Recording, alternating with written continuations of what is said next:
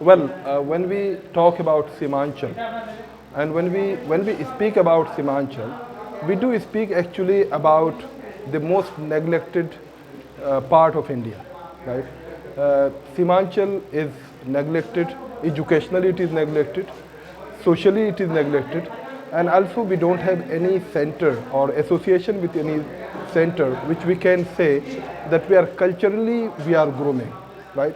So in other words we can say that after independence, right, we are still living in a country, in a part of the country which needs actually independence. So educationally, it is one of the most suppressed and one of the most backward area. And in terms of development, if you see, or in terms of per capita income of the people, if you see, we are far, far behind than the other districts of Kishanganj, other districts of Bihar, right? For example, in Patna, right?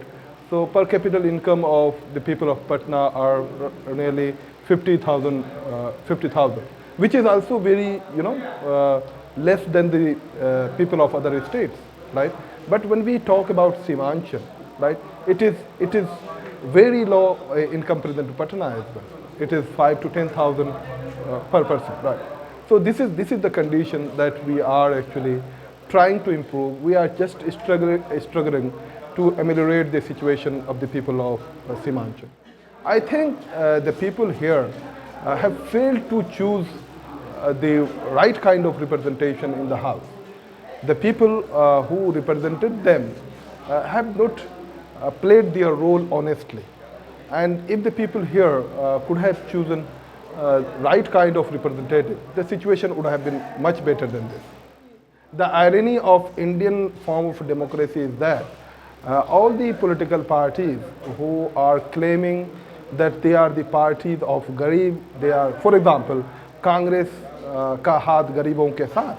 But we all know that Congress ka haath amiron ke saath. All the capitalist blocs are financing them.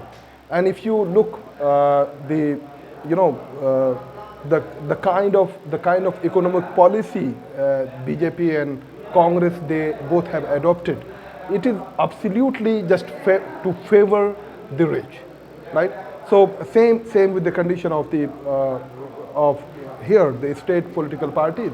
I think they don't have any plan to execute so that the people's condition can be better. So this is something they do say something and they do practice something different. All the political parties are backed by the big capital houses, and so that all the programs that the government will take to implement, so that the rich peoples and the rich companies can take benefit of it. This is our view, and this is the reality. That's why the people the gap between the rich and the poor is very, very big in India, and particularly in India, and very particularly in Simanchal. Master plan is, I would say that we have to educate the people about their rights, right? So far we have failed to explain, the political parties have failed to explain, or they have planned to not to tell the truth, that what are the rights of the people, what kind of rights our constitution has given us. For example, if I can say that we have not enjoyed right to equality, right? For example, we the people of Simanchal are paying the same amount of tax uh, if you buy something in comparison to people of Patna or any big cities. But we don't have any health facility, we don't have any hospital, we don't have good schools, right? But the people in Patna who are paying the same amount of tax, they have better school, they have better education system, they have better roads and everything, right? So we can say that our constitution, that the guarantee that our constitution has given us, we have not enjoyed so far. So our first plan would be just to educate the people and encourage them to fight to get their rights, right? We know that the fund that is allocated to MLA cannot change the situation in one night. right? So we have to struggle. We will take help of the experts of the education. We will take help of the experts of other field, and we will make plan.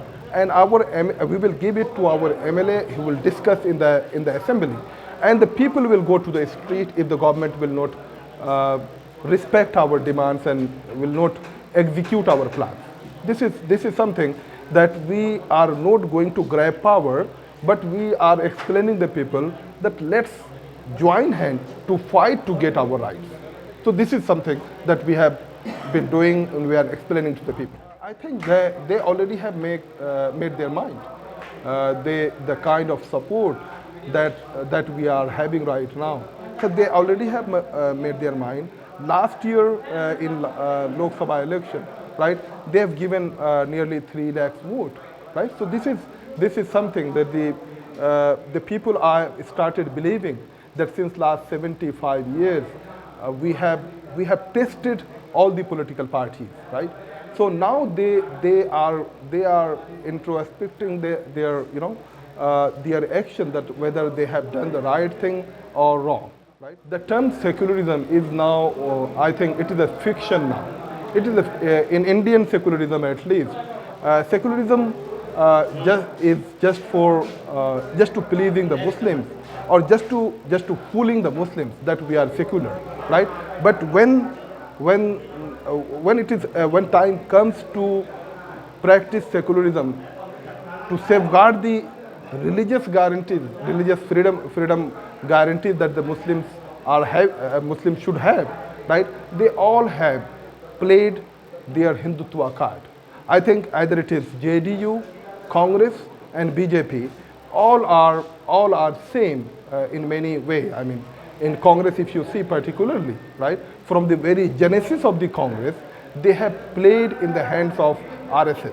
So it is very, unfortunate that they are asking us to believe their secularism. They are not secular at all.